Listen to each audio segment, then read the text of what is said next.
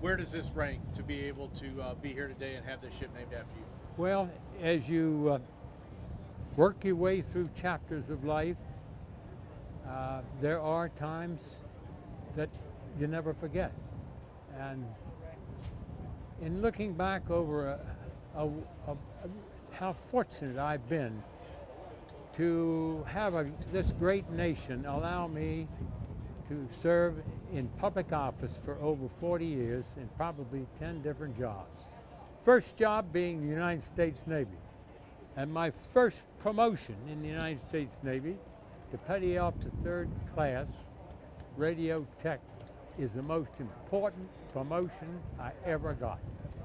So I tend to treat these chapters of life with gratitude and humility, and each one's different, and they're all great. Okay.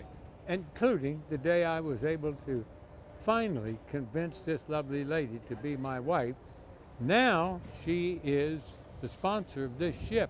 But more importantly, the problem I have, gentlemen, is that in our home, she is now referred to as chief of the boat in the house, and I have been relegated to petty officer third class. Don't believe it. Senator Order, Ty Carrillo with News Channel 3. Yeah.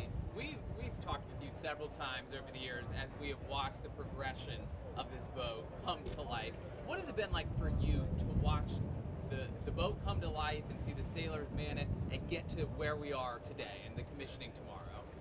Well, it's like you're raising a favorite son, and you watch him step along.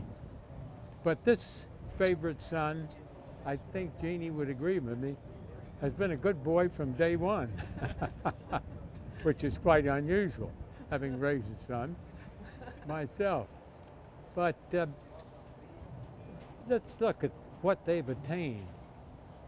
I was just told that this ship ranks #1 in terms of the history of all the Virginia class as it performed its sea trials. Absolutely, it came through with the highest grades. Now that says something about the commanding officer, the executive officer, the chief of the boat, and the rest of the crew. Aaron Kurtz with Wavy News 10. Old Wavy, where's that old rascal used to chew me out all the time? Andy Fox. Yeah, Andy. You tell him I was hoping I'd see him today. I remember. Oh, yeah. But he got me reelected. A lot of, we were talking about the sailors of today. Yeah. How well trained they are. And the sailors that will come for years to come, that will serve them. Yeah. And the level of expertise, Yeah.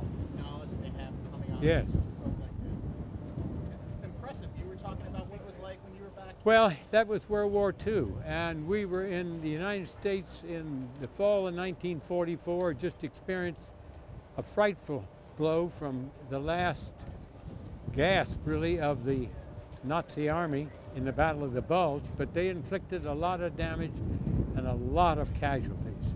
And all the 17-year-old kids in my block neighborhood, hey man, we're ready to go. And in those days, if you could walk and you could talk, you were in. Don't worry about all the tests, you're in. And it's true, that first night I spent in the Navy, they called upon a tired group of 300 men that gotten off a train about 3 o'clock in the morning. Any of you guys that can't read and write, raise your hands. And quite a few raised their hands. And then the next order, those who can, help your buddy fill out his form. And we did it. And that bonds two service persons, I don't care whether you're Army, Navy, Air Force, or Marine. The bonding between those soldiers, sailors, airmen, Marines lives the rest of your life. Because in the time of battle, it's your buddy, most likely, that'll help you. Yes, anybody else? Senator Brad Linden, CNN. Yeah. The role of this, what's the future for this submarine in the world we have now? How important is it? Well, it's interesting. See that ship over there? That's the Harry S. Truman. In 1950, I had finished my career in the Navy and I had joined the Marines. Harry Truman called up the reserves to augment the regular forces. And I had to quit law school in 10 days at good old University of Virginia and report for duty as a lieutenant in the U.S. Marine Corps, and eventually I went off to Korea.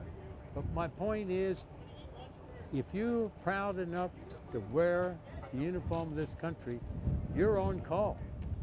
And we were on call. Today, these men really are better trained than the generations that I started with, because our educational systems today are vastly improved over what they were in the late 30s and 40s.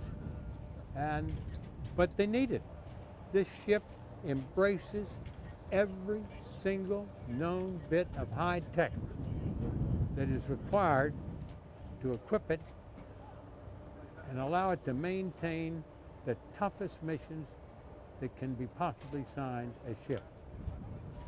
It will go to all corners of this globe, all 7 seas, and quietly, often, perform a mission and disappear in the darkness of night, and nobody will ever know they've been there. But I'm going to say a word tomorrow about Admiral Hyman Rickover. He was the father of the nuclear Navy, and I was privileged when I served as Secretary of the Navy, 1969, 1974, to work with him for 5 years. And had not he and others built this nuclear Navy, that Cold War period of the late 60s, early 70s might have been an entirely different chapter in world history. But the Soviet Union knew that our class of submarines, like the John Warner of that era, were better than theirs. And they knew if any problem started in terms of hot warfare, they had a response time that could come back and inflict unacceptable damages. So I've always thought that Rickover's vision to build and power submarines with nuclear power, and to go through management revisions and train people. The men and women that go aboard these ships today receive the most intense training in the Navy. The ship itself is the most complex instrument practically in the Navy. And they're the best. And we owe a lot of it to Admiral Rickover. Time for just a couple more questions. Yeah. I think we run the tank dry.